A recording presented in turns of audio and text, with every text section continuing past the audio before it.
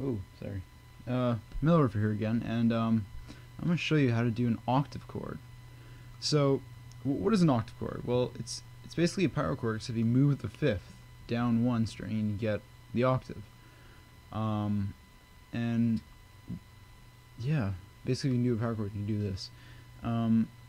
These are used a lot when you don't need that the bottom end or the chunk that the power chord gives, but you want more of an open, more ambiance from a chord. So this certainly gives that, especially add a little reverb in there into the mix.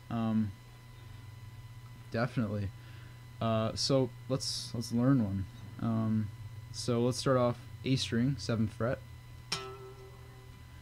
and normally you'd have the 5th, a string down, 9th fret of the D string. That's your normal power chord. But we're going to skip the 5th. There's nothing on that string. And you're going to move your finger down 1, so it's G string, 9th fret. And that's the octave for the root. I don't know what note this is, so don't ask me. I don't know any of that.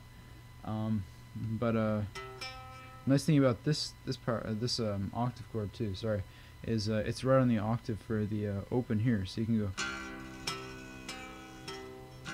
Sorry for a buzz.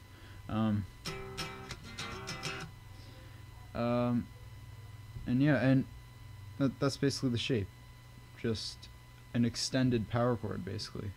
And a little tip for playing these, especially if you have if you're playing it down here, if you have a string or strings above it that are not being played, what I do is I just lightly put my my middle finger over it, so it sort of mutes that string, and you don't hear that.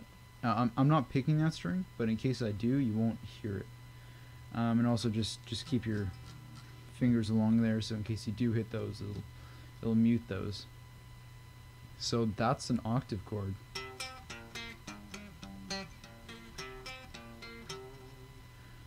I don't know how much simpler you can get than that. And there's your octave chord.